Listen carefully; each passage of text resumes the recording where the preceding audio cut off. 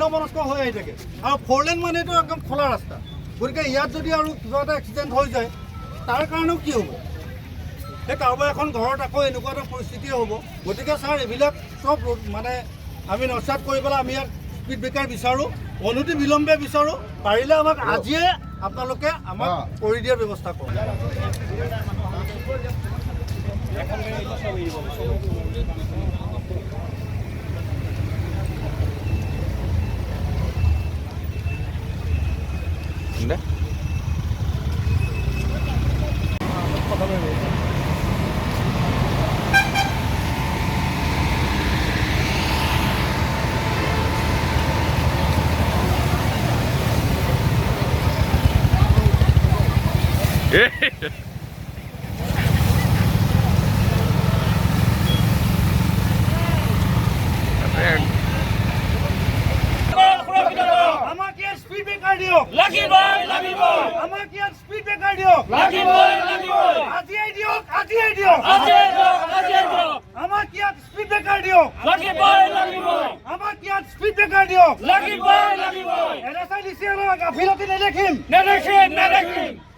আমাক ন্যায় লাগিবই আমাক ইয়াত স্পীড ব্ৰেকাৰ দিয়ক আজিয়ে দিয়ক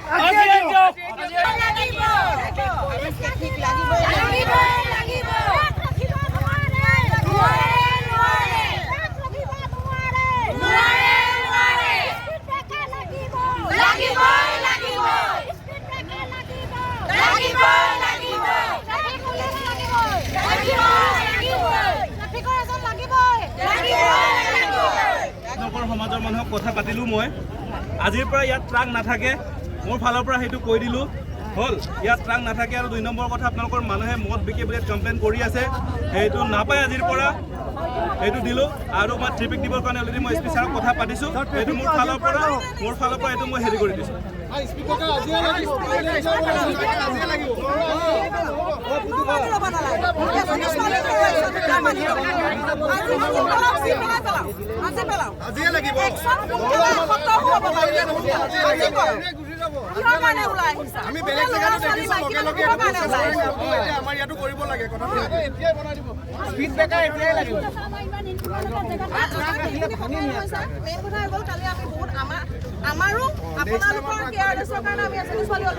মদ বিকে বুলি খবৰ পাই মই 2বাৰমান হ'ল ৰেড কৰিছোঁ মই 20 দিনৰ ভিতৰত আৰু নেক্সট যদি কিবা থাকে এইটো মই 100% ৰেড কৰি থাকিম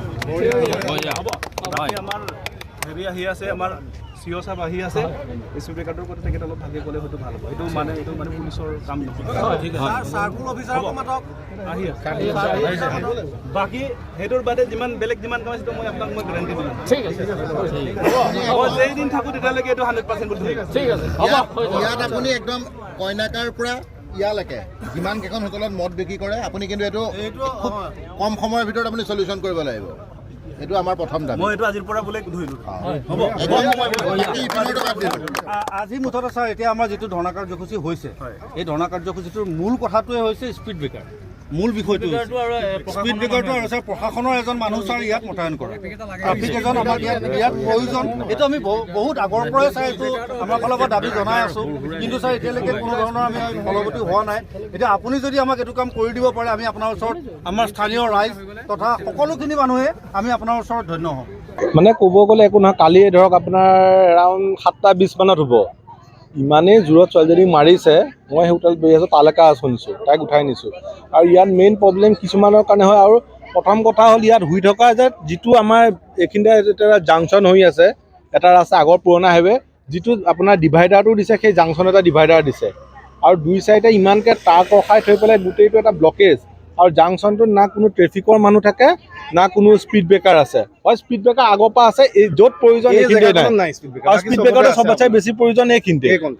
আৰু টাৰ্ণিংটোতে আপোনাৰ ডিভাইডাৰ মানে বহুত মাজতে ইয়াৰ পৰা তাৰ ঘূৰি পেলাই নেদেখাৰ কাৰণে এবাৰ এই ঘৰখনতো মাৰিছিলে শুনা মস্ত আলু টাৰকে এই ধৰণৰ ঘটনাবিলাক গৈ থাকে সেইকাৰণে ৰাইজখিনি অতিষ্ঠ আজি চব ওলাই আহিছে আৰু এটাই দাবী যে ইয়াত স্পীড ব্ৰেকাৰটো লগা হৈছে কাৰণ ডিভাইডাৰটো দুইটা কাষে স্পীড ব্ৰেকাৰ লাগে আজি ডিভাইডাৰটো অকণ চিধা ৰাস্তালৈ লৈ যাওক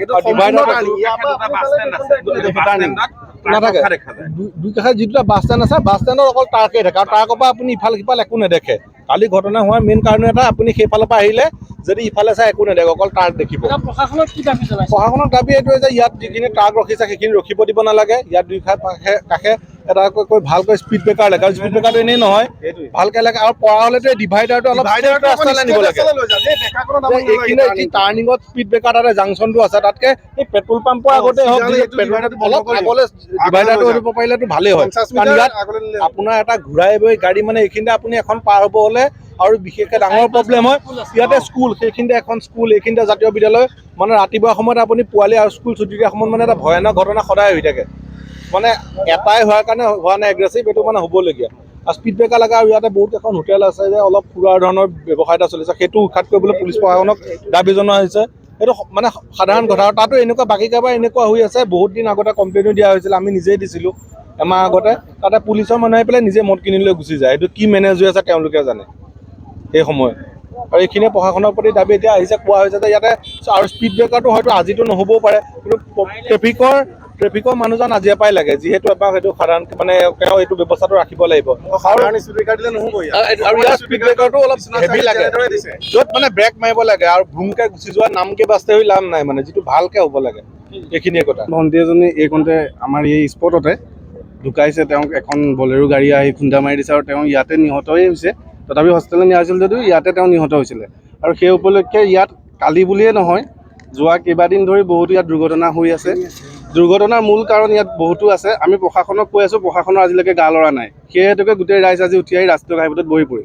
মেইন কথা, প্ৰথম এইটো এটা বাছ ৰখোৱা এটা পইণ্ট এটা দিছে ৰাষ্ট্ৰীয় ঘাইপথ হেৰিয়ে, তাত বাছ নৰখায়, গোটেইখিনি ট্ৰাক ৰখায়। ট্ৰাক ৰখাৰ ফলত আমি ডিভাইডাৰটো পাৰ হ'লে সিফালৰ ৰাস্তা গাড়ী আহিছে নাই দেখা নাপাওঁ। দ্বিতীয় কথা, এই ডিভাইডাৰটো টাৰ্ণিঙতে হ'ল, ফলত আমাৰ কি হয়, টাৰ্ণিংটোত বা দেখা নাপায়। যদি ডিভাইডাৰটো চিধা ৰাস্তাটোত 50 মিটাৰমান আগত নিদিয়ে তেতিয়াহ'লে এইটো সুবিধা হ'ব দেখাত। আৰু তৃতীয় কথাটো হ'ল আপোনাৰ ইয়াত এইফালৰ পৰা জামগুৰি চেণ্টাৰলৈ যোৱা এটা ৰাস্তা আছে, এইখনেতো এটা বাইপাছ হ'ব লাগিছিল। লগতে এখন জাতীয় বিদ্যালয় আছে, লগত নৰ্থ ইষ্ট পাব্লিক স্কুল আছে, Jamguri higher secondary senior secondary স্কুলখন আছে, 3খন স্কুল আছে। আৰু একদম বহুত যান জঁটৰ সৃষ্টি হয় এইখন সময়ত। আৰু এতিয়া আমাক লাগে ইয়াত আপোনালোকে পাৰিলে স্পীড ব্ৰেকাৰৰ ব্যৱস্থা কৰক। আৰু স্পীড ব্ৰেকাৰকেইটা এনেকুৱাকৈ কৰক যাতে বিশ্বনাথ চাৰিআলি পাৰ হৈ যেনেকৈ বাইপাছত বনাই দিছে, স্পীড ব্ৰেকাৰ 2-3টা দিয়ক। আৰু ইয়াত এখন বেৰিকেড দি দিয়ক, যাতে গাড়ীও দূৰৰ পৰা দেখা পায় যে ইয়াত এটা স্পীড ব্ৰেকাৰ আছে ডাঙৰ, অকণ শ্ল'কৈ যাওঁ। আৰু ছেকেণ্ড কথা হ'ল ইয়াত এজন ট্ৰেফিক পুলিচ দিয়াৰ ব্যৱস্থা কৰক। এইখিনি কৰিলে আমাৰ ৰাইজৰ দাবীখিনি ইমানেই আছে এতিয়া বৰ্তমান। আজি ৰাইজ অতিষ্ঠ হৈ ওলাই আহিছে, প্ৰশাসনক কৈ ভাগৰি পৰিছে।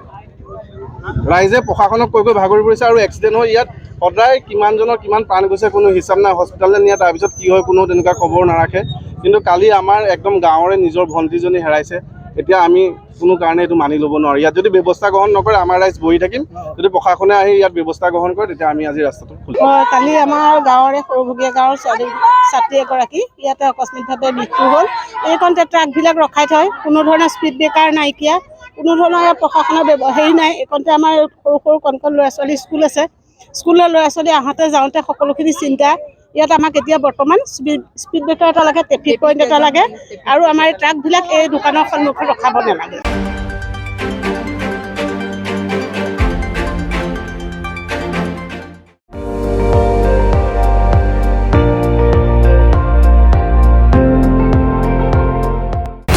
আপুনি চাই আছে ND24, সৰ্বশ্ৰেষ্ঠ নহয় সৰ্বোত্তমৰ দৌৰত।